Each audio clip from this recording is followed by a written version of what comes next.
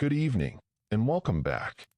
Tonight, we're gently turning our attention to one of the oldest chapters in human storytelling, the quiet and enduring tale of the rise of Zeus and the fall of the Titan Cronus.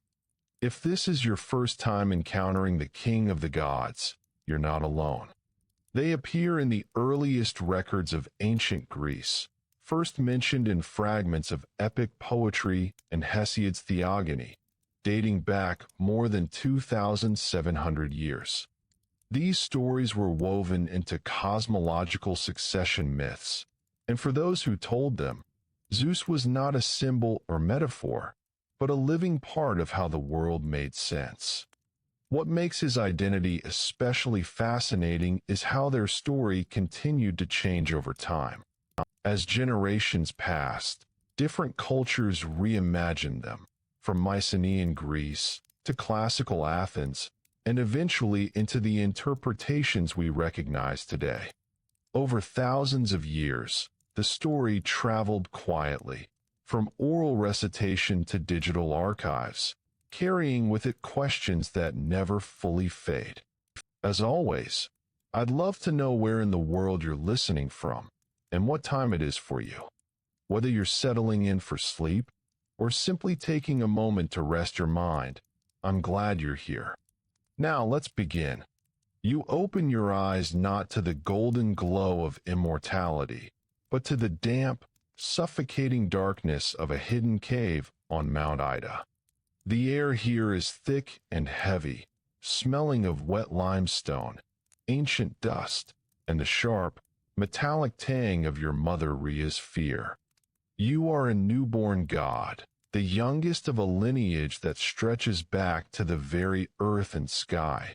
Yet in this moment you are more vulnerable than the smallest field mouse shivering in the brush. The stone floor beneath you is cold, sapping the warmth from your small, fragile limbs. You try to cry out, to announce your arrival to the cosmos that is your birthright, but a hand clamps gently but firmly over your mouth. It is the hand of a mother who knows that silence is the only shield against the monster who waits outside. You feel the vibrations of the mountain itself, a low, rhythmic thrumming that travels through the rock and into your bones. It is not an earthquake, but the pacing of a giant. Somewhere beyond the mouth of this cave, across the valleys of Crete and up toward the peaks of the older world, your father Cronus is waiting. You can feel his hunger. It is a void in the universe, a desperate, maddening desire to consume that which threatens him.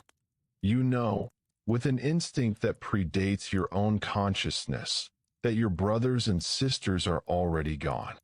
They were swallowed whole, trapped in the living prison of your father's stomach, their divine light extinguished by the jealousy of a tyrant. This is the reality of your first breaths. You are the prey in a hunt that spans the heavens. Your mother Rhea moves in the darkness, her presence a frantic rustle of fabric and suppressed weeping. You cannot see her face clearly in the gloom, but you feel the desperation in her touch as she swaddles you not in the fine linens of a prince, but in rough wool that scratches your tender skin. She lifts you, and for a moment you are suspended in the air, a tiny spark of divinity held over the abyss. Then, she sets you down into a cradle of woven reeds, hidden deep within a fissure of the cave wall.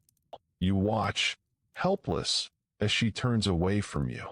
She picks up a stone, a jagged, oblong rock from the cave floor, and begins to wrap it in the cloth that was meant for you. You watch the deception unfold with the silent understanding of a deity. The stone is heavy, cold, and lifeless, yet she cradles it with a performance of maternal love that is both heartbreaking and necessary. This is the great gamble. This is the moment that will decide whether you become the king of the gods or merely another meal for the Titan. You feel a strange sensation in your chest, a mixture of terror and awe. The enigmatic birth of Zeus. Could he have been devoured? The question hangs in the damp air.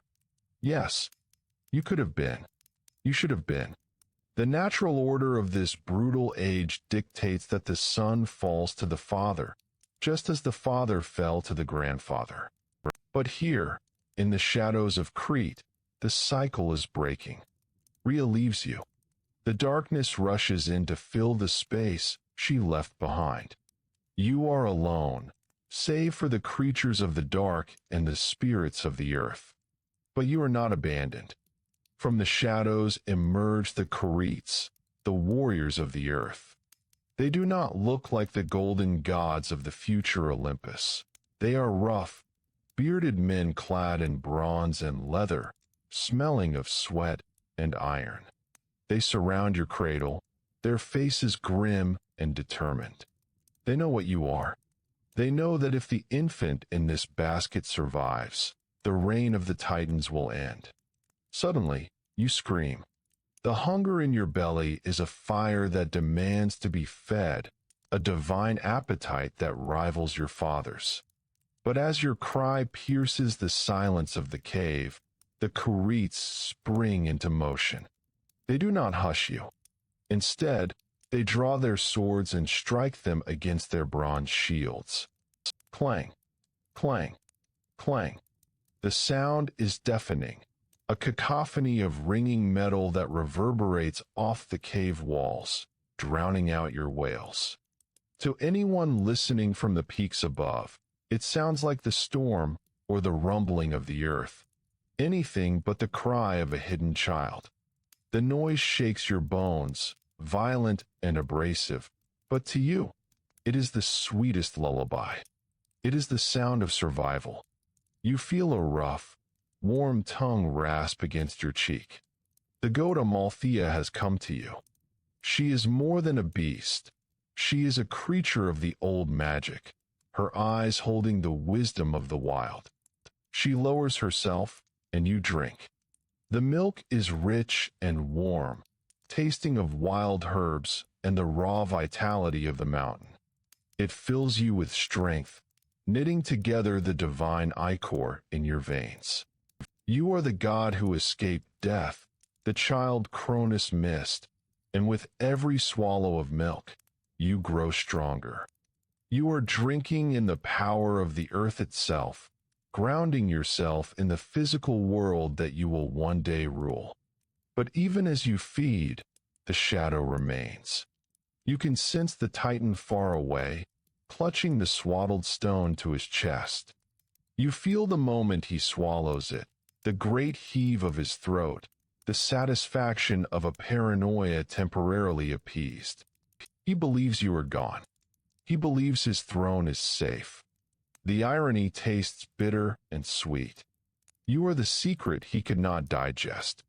You lie back in the scratching wool, the rhythm of the shields clashing around you, the smell of goat milk and limestone filling your nose. You are safe for now, but the cave is not a home. It is an incubator. The prophecy has not been fulfilled, only delayed. The damp cold of the cave seeps into you, but inside, a fire is kindling. You are hidden as a baby, buried in the dark like a seed in the soil. But seeds do not stay buried forever. You look up at the jagged ceiling of the cave, imagining the sky that lies beyond, the sky that belongs to you. The fear of your mother, the hunger of your father, the clanging of the shields, it all forges something hard and unyielding within your spirit. You close your eyes, listening to the metal heartbeat of your protectors, and you wait. The Titan has eaten the stone, but he has left the storm alive. And you know, with the certainty of the turning tides, that one day you will make him You lie in the damp recesses of the Cretan cave, the rough wool of your swaddling scratching against your new skin. But the sensation that dominates your existence is not the cold or the itch. It is the overwhelming weight of absence. You are the sixth, yet you are the first to feel the air against your face. You sense them in the ether, a phantom pain radiating from a limb that has been severed before it could even grow. Hestia, Demeter, Hera, Hades, Poseidon. Names that are not yet names, but echoless voids in the fabric of your family. You feel their silence. It is a heavy, suffocating blanket that rests over the world, a silence created by the one who should have been their protector. You are alone in this cradle of stone, but you are crowded by the ghosts of the eaten. The air in the cave smells of wet limestone and the musky scent of the goat that nurses you, but beneath it lies the copper tang of ancient fear. Your mother, Rhea, does not look at you with simple love. She looks at you with the desperate, frantic eyes of a creature cornered by a predator she cannot kill. Her hands tremble as she adjusts the fabric around you, her fingers cold and clammy.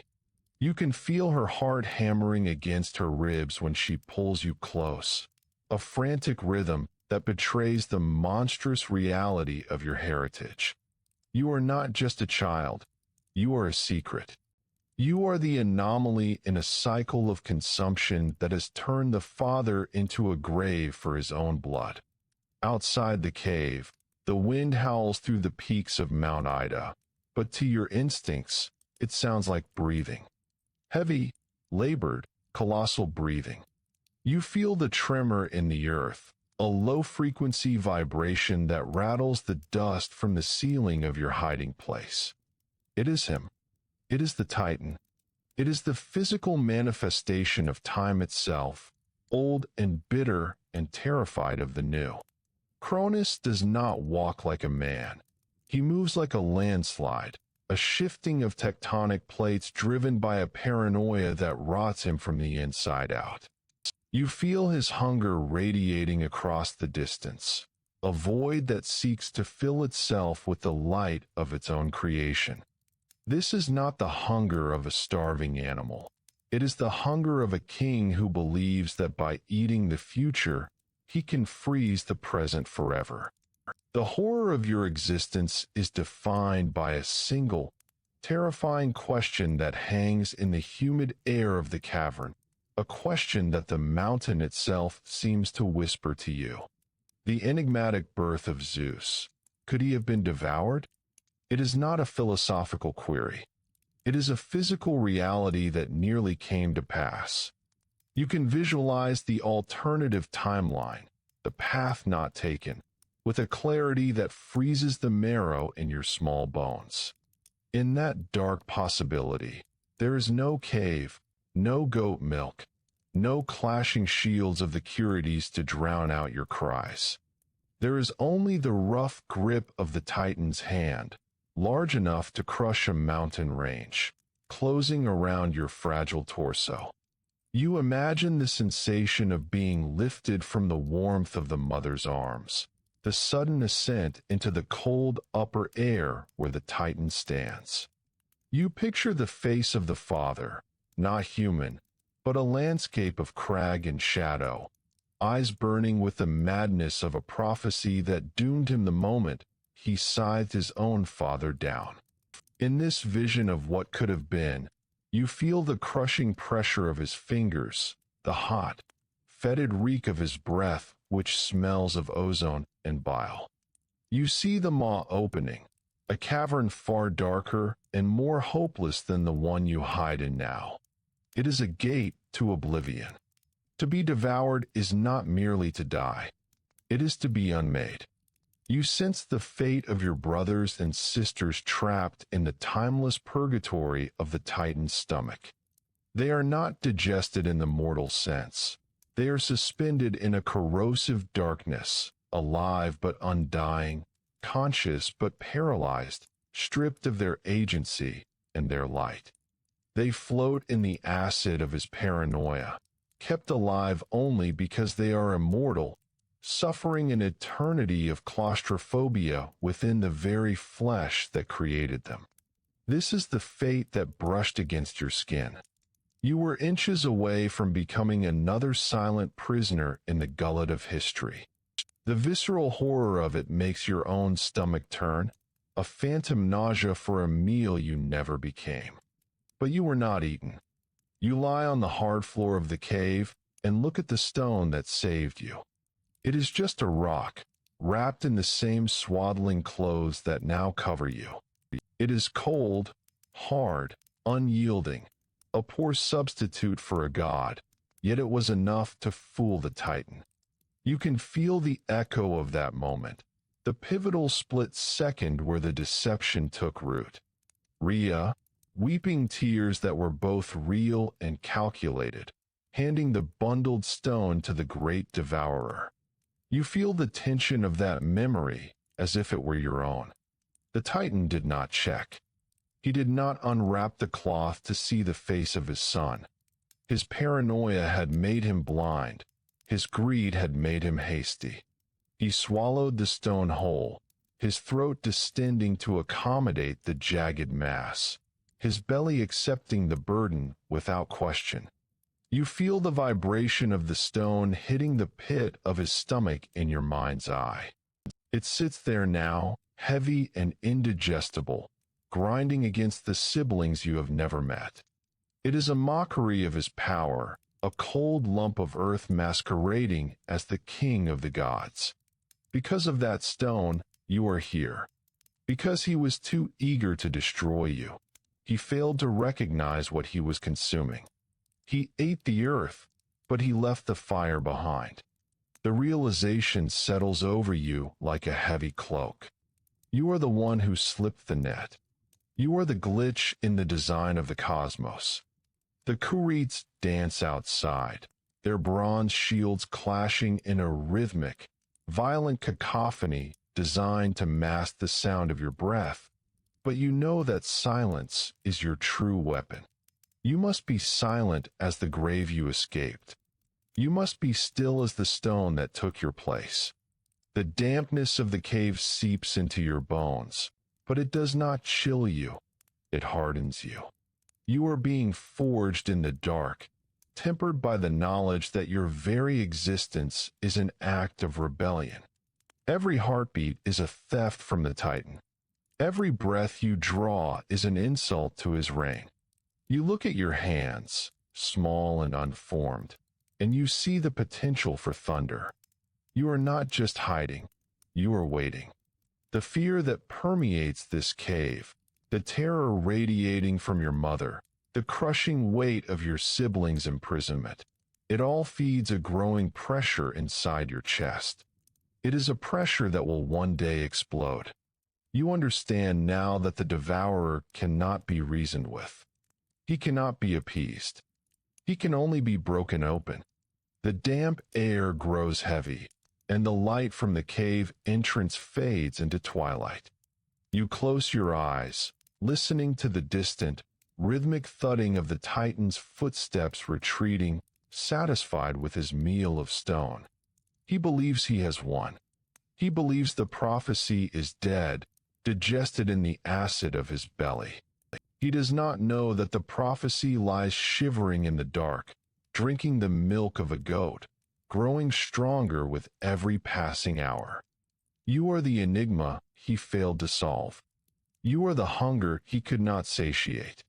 And as sleep finally takes you in the safety of the shadows, you dream not of escape, but of the day you will force his jaws open and reclaim what is yours. The maw is closed for now, but you are the sickness growing in the throat. The darkness of the Dictaean cave is not empty. It is heavy, pressing against your skin like a physical weight. You are small, impossibly small, tucked away in a crevice of limestone where the shadows pool the deepest.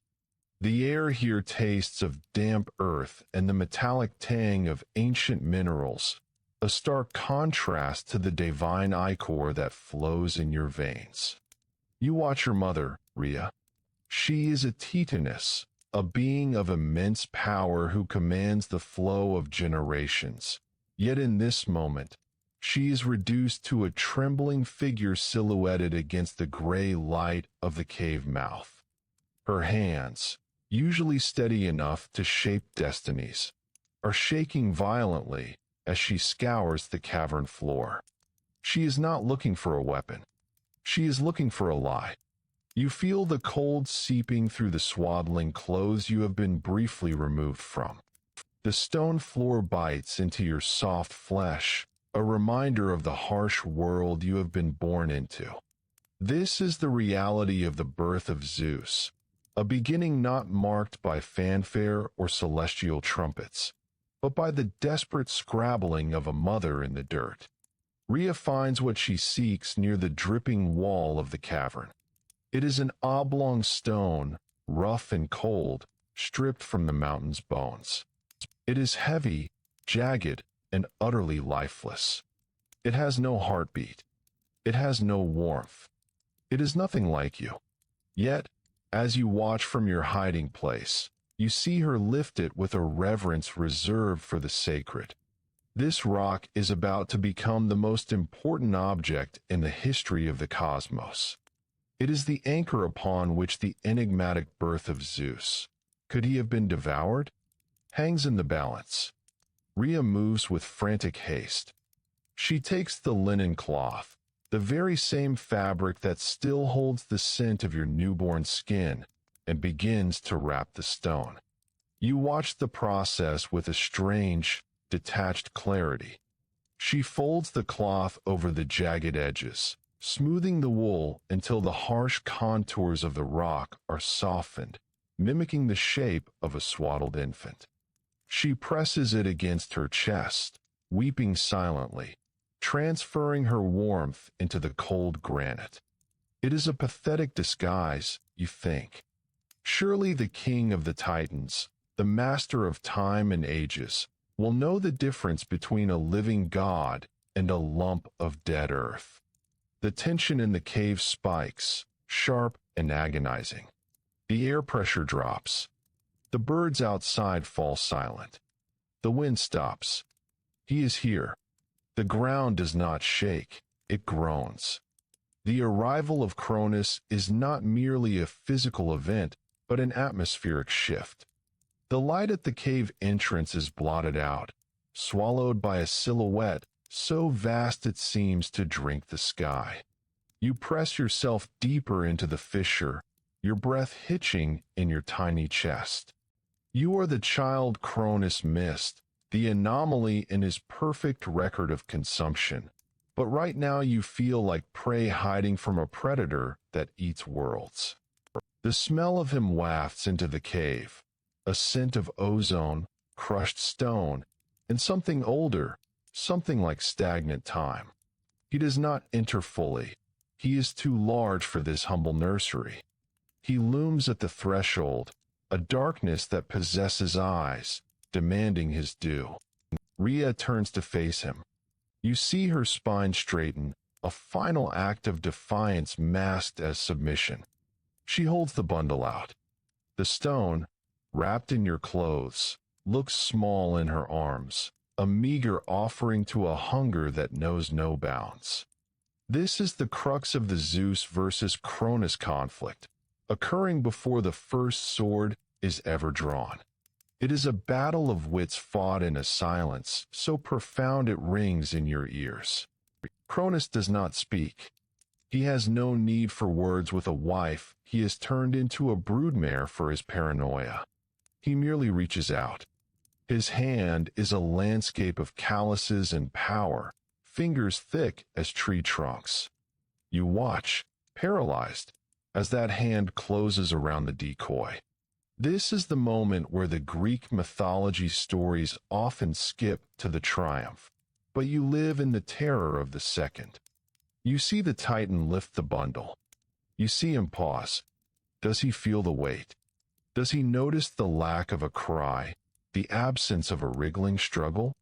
For a heartbeat that stretches into an eternity, time seems to stop, fitting for the Lord of Time himself. If he unwraps the cloth, if he touches the cold stone beneath, your life ends before it has truly begun.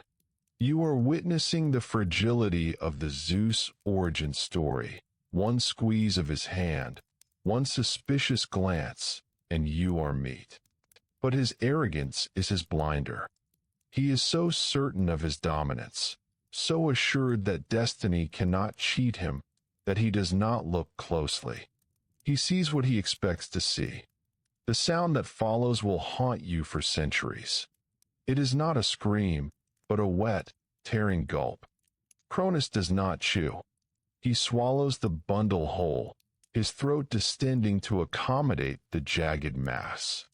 You imagine the stone sliding down his gullet, the rough edges scraping against the divine flesh of his interior, settling into the acid bath of his stomach alongside your brothers and sisters.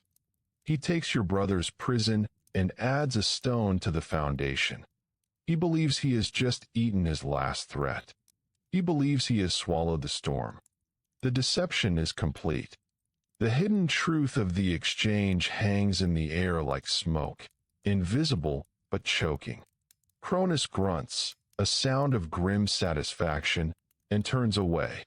The light returns to the cave mouth, gray and weak, but welcome. The pressure lifts. The monster is leaving. He walks away with a belly full of rock, convinced he has secured his reign forever. He does not know he is carrying his own doom, not in his stomach, but in the fact that he left the cave empty-handed. You realize then, with a clarity that defies your infancy, that your life was bought with a rock. You are a ghost in your own history. You are supposed to be dead. The world thinks you are dead. Your father thinks you are dead. This anonymity is your first weapon. Rhea collapses to her knees as the footsteps fade. She does not come to you immediately. She stays there, heaving dry sobs into the dirt, her hands empty, her heart divided between the horror of what she just did and the relief that you remain. When she finally crawls to your hiding place and pulls you from the crevice, her touch is different. It is desperate. She holds you not just as a mother holds a child, but as a conspirator holds a secret. You are no longer just her son. You are the instrument of her vengeance. The soft, swaddling clothes are gone, swallowed by the beast, so she wraps you in rougher skins, the hide of a goat, the texture scratching against your tender flesh. This is the texture of survival. The cave on Mount Ida is no longer a nursery. It is a forge. You look at the empty space where the stone once lay. That rock saved you, but it also replaced you. In the eyes of the cosmos, Zeus is currently digesting in the belly of the king. The entity that remains here, shivering in the damp, is something else entirely. You are a phantom. You are the silence after the thunder. The realization settles into your bones as the cold deception fully takes hold. You are not safe because you are strong. You are safe because you are forgotten. Night falls over Crete, and the sounds of the mountain come alive. The Curetes, the warriors who will soon clash their shields to hide your cries, are gathering outside, but for now, it is just the wind and the dark. You nurse from the goat Amalthea, the milk rich and warm, fueling a body that has a lot of growing to do. But your mind is elsewhere. You are thinking of the stone. You are thinking of the darkness inside your father's stomach. You wonder if your siblings, trapped in that living dungeon, felt the heavy thud of the rock landing among them. Do they think it is you? Do they mourn the brother who arrived as a silent, cold lump? You will have to tell them the truth one day. You will have to cut them out and show them the rock that took your place. But that is a task for a grown god. For now, you are merely the seed of rebellion, planted in the soil of a lie. The cold deception has worked, but it has left a chill in your soul that the sun will never quite warm. You close your eyes, listening to the fading echo of your father's stride, and you make a silent vow to the stone that sits in his belly. It bore your fate, so you would not have to. You will retrieve it. You will make him choke on it again. And next time, it will not be a trick. Next time, the thing he swallows will be the very lightning that burns him to ash. The stone was the beginning. You lie on a bed of crushed ferns and rough wool, the damp chill of the cave seeping into the small of your back. The air here is thick with the scent of wet stone, pine resin, and the musk of the beast that keeps you alive. You are not cradled in silk or rocked in a cradle of olive wood. Your nursery is a hollow in the earth, hidden halfway up the jagged slopes of Mount Ida. The world outside is a vast and terrifying expanse, dominated by a sky that feels less like a canopy and more like a lid pressing down upon you. You are small, fragile, and utterly dependent on the creatures of the wild to sustain the spark of divinity burning within your chest. Hunger is the first sensation that grips you, a sharp and twisting pain in your belly that demands immediate attention. You open your mouth to wail, a sound that comes naturally to any infant, god, or mortal. It is a cry of distress, a signal for help, but here, in this hidden sanctuary, it is a summons for death. You do not know why, not yet, but you sense the tension in the air the moment the sound leaves your throat. The atmosphere in the cave shifts instantly. The stillness shatters. Before your cry can echo off the limestone walls and drift out into the open air where the Titan King might hear it, the world explodes with noise. It is not the soothing shush of a mother or the gentle hum of a lullaby. It is violence. It is the sound of bronze striking bronze, a rhythmic, deafening clatter that vibrates through the floor and into your very bones. You see them through the dim light, the Careets, the armed dancers who stand guard over your cradle. They are giants to your infant eyes, their skin slick with sweat and grime, their muscles coiled like ropes beneath the surface. They strike their spears against their shields, hopping and stomping in a frenzied circle around you. The sound is overwhelming. It is a cacophony designed to bury your voice, to smother your cries under layers of metallic thunder. You scream harder, frightened by the sudden eruption of chaos, but your voice is swallowed whole. To an observer, this might look like a ritual of madness, but to you, it feels like an assault on the senses. The vibration rattles your teeth. The dust falls from the ceiling, coating your skin in a fine, gray powder. This is the price of your survival. You learn, very quickly, that your voice is dangerous. You learn that silence is safety, and when silence fails, only chaos can protect you. A rough, warm tongue rasps against your cheek, startling you from your terror. It is Amalthea, the she-goat, her eyes rectangular and strange, filled with a gentle intelligence that belies her animal form. She does not flinch at the clashing shields. She is part of this conspiracy of noise and milk. You reach out with clumsy hands, burying them in her coarse fur, pulling yourself toward the warmth of her underbelly. The milk she offers is rich and heavy, tasting of the wild herbs and grasses that grow on the mountainside. It coats your throat and settles the gnawing hunger, a stark contrast to the metallic din that surrounds you. While you feed, the nymphs attend to you, their hands cool and smelling of river water and moss. They bring you the golden comb of the wild bees, breaking off chunks of dripping honey to smear against your lips. The sweetness is intense, burning and floral, a taste of the earth's raw vitality. They feed you not just to satiate you, but to make you grow. They look at you with a mixture of reverence and fear, knowing exactly what you are and what you must become. They know the reality of the enigmatic birth of Zeus. Could he have been devoured? Yes. The answer is written in the frantic rhythm of the Curete's dance. Without this deception, without this cave and this noise, you would be nothing more than another stone in your father's stomach, trapped in the dark with your siblings. Days bleed into nights in the cave, marked only by the changing temperature of the drafts that whistle through the cracks in the rock. You grow stronger on this diet of goat's milk and wild honey, your limbs filling out, the divine ichor pumping through your veins, turning your flesh dense and durable. But the fear never truly leaves.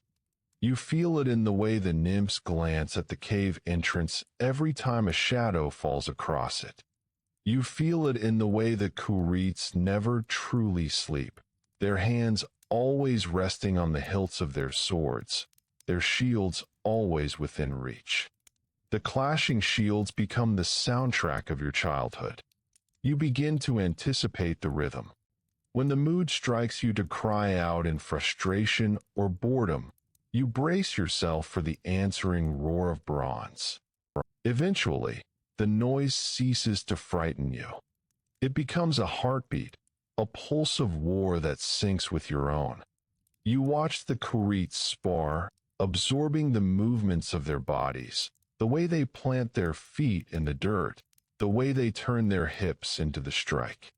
You are not playing with rattles. You are watching a masterclass in violence, conducted for an audience of one. You crawl through the dirt, your knees scraping against the jagged stones, hardening the skin. You chase the beetles that scuttle in the shadows and pull yourself up on the stalagmites that rise from the floor like teeth. The cave is your kingdom, a small and gritty domain, but it is also a prison. You sense the vastness of the world beyond the opening, the blue expanse of the sky, the green sweep of the forests, but you are forbidden to enter it. You are a secret that must be kept at all costs. Sometimes, when the wind howls around the peaks of Crete, carrying the scent of salt from the distant sea, you feel a strange pulling sensation in your chest. It is the call of your heritage, the sky demanding its king. But you push it down. You are not ready. You are still the child in the dirt, the boy who drinks from a goat and hides in the dark. The Titan Cronus rules the heavens, and his gaze is all-seeing. If you step out now, if you reveal yourself before your strength matches his, the deception will crumble. The stone he swallowed will be meaningless. So you wait. You let the Curetes drown out your existence. You let the wild bees sting your fingers as you raid their hives, learning to tolerate pain, learning that the sweetest rewards are guarded by sharp defenses. You listen to the stories the nymphs whisper when the fires burn low, stories of a father who eats his young, of a mother who wept tears of rain, of a destiny that involves thunderbolts and blood. You look at your hands, small and dirt-stained, and flex your fingers. One day, these hands will not hold the fur of a goat or the honeycomb of a bee. One day, they will hold the lightning. One day, you will not need the Curetes to make noise for you. You will make the sky scream with your own power, and the sound will be loud enough to shatter the very earth. But for now, the shields clash, the bronze rings out, and you close your eyes, safe in the deafening roar of your survival. You are the hidden prince, the seed of rebellion growing in the dark, waiting for the moment to break through the soil and strangle the weeds that have choked the world for so long. The noise is not just protection anymore. It is a promise. You will survive this, and you will make them pay for every moment you stand at the jagged lip of the cave, the stone biting into the soles of your feet, feeling the wind whip your hair across your face like a lash. The air here on the high slopes of Mount Ida is thin and sharp, tasting of frost and pine needles. But underneath the chill, there is a smell that belongs only to you. It is the scent of ozone, of burning air, of the sky cracking open. You are no longer the shivering infant wrapped in swaddling clothes, hidden in the dark while metal clashed against metal to drown out your cries. That time has passed. The Kurites and their dancing warriors have lowered their shields. The nymphs who nursed you on the rich, sweet milk of the goat Amalthea now watch you from the shadows of the cypress trees, their eyes wide with a mixture of reverence and terror. And they know what you are becoming. You look down at your hands. They are broad now, the skin roughened by the bark of ancient trees and the rough hide of the wolves you have wrestled into silence. These are not hands made for hiding. These are hands made to strangle the past. The darkness of the cave behind you feels less like a home and more like a prison you have outgrown. For years, this hollow in the earth was your entire world. You learned the texture of damp limestone, the scuttling sound of beetles in the silence, and the heavy, suffocating weight of secrecy. You grew up on whispers. You were fed stories along with the wild honey, tales of the Titan king who sat on a throne of black marble, swallowing his own progeny whole. You have imagined it 1,000 times, the cavernous maw of Cronus, the desperate cries of your brothers and sisters as they were cast into the abyss of his stomach, trapped in a living dungeon of acid and darkness. You wonder often about the enigmatic birth of Zeus. Could he have been devoured just like them? The question haunts you. It is a phantom pain in your chest, a reminder that your existence is an anomaly. You are the glitch in the design of the cosmos. You are the mistake that time made. You step further out onto the ledge, the vertigo of the height tugging at your gut, but you do not pull back. Below you, the island of Crete is a tapestry of green and brown, unaware of the god standing above it. They do not know that the storm is awakening. They do not know that the Greek mythology stories they will one day tell begin here, with a boy who refused to be eaten. You think of your mother, Rhea. You think of the stone she wrapped in cloth, the heavy decoy she handed to your father in your place. You can almost feel the weight of that stone in your own stomach. It is a burden of guilt and destiny. You are alive because a rock took your place. You are breathing this cold mountain air because a titan was fooled by a pebble. It makes you feel small, and yet it makes the rage burn hotter in your veins. You were the child Cronus missed. You were the variable he failed to account for. The wind picks up, howling through the crags of Mount Ida, and for the first time, you do not shiver. You feel the static electricity rising on your skin, the tiny hairs on your arms standing up as the clouds above begin to swirl in a dark, bruising bruise of purple and black. And the sky is answering you. This is the Zeus origin story that the scrolls will struggle to capture, not the glory of the throne, but the grit of the exile. You realize that the fear of the father created the power of the son. If Cronus had not been a tyrant, you would have been just another soft deity lounging in the ether. But because he hunted you, you learned to hunt. Because he was the devouring time, you became the enduring earth and the striking sky. His cruelty carved you into a weapon. You close your eyes and listen to the rumble in the distance. It is not the clash of bronze shields anymore. It is thunder. It is the sound of your own heartbeat projected against the firmament. You understand now why the Titanomachy must happen. It is not just about power, it is about survival.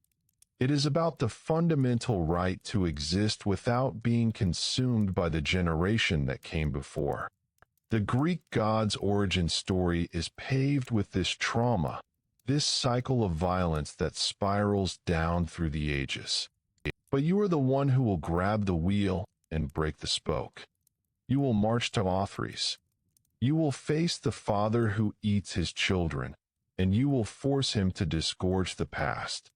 You will slice open the belly of history and pull your siblings into the light. The rain begins to fall, cold and hard as iron pellets, soaking your hair and running in rivulets down your chest. You do not seek shelter. You let the storm wash away the last traces of the cave dweller. You wash away the milk and the honey and the dust of hiding. What remains is something elemental. You feel an affinity with the lightning that arcs across the horizon, illuminating the world in a stark, blinding flash. That is who you are. You are the flash in the dark. You are the sudden, violent illumination that reveals the truth. The hidden truth behind Zeus's birth is not just that he survived. It is that he absorbed the brutality of his world and transmuted it into authority. As you look out over the darkened world, the narrative of your life shifts from defense to offense. You are done waiting for the axe to fall. You are the axe.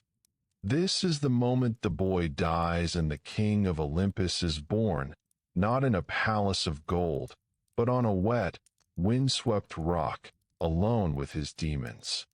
You clench your fists, and the air pressure drops around you, the birds falling silent, the trees bowing low. You are ready. And as you stand there, bridging the gap between the ancient myth and the reality of existence, you realize that this is not just your story. It is the story of every consciousness that wakes up in a world it did not make, ruled by forces it did not choose. You are the archetype of the struggle against the inevitable. Every human who fights to escape the shadow of their parents. Every soul that strives to build a future that is not merely a repetition of the past stands on this ledge with you. The fear of being devoured by time, by expectations, by the failures of those who came before, is the universal condition. But so is the storm. So is the refusal to submit. You look into the darkness where the titans wait, and you do not see monsters anymore. You see targets. You take a breath, filling your lungs with the power of the coming war, and you step forward, out of the cave and into the destiny you will carve with your own two hands. The storm has awakened, and it wears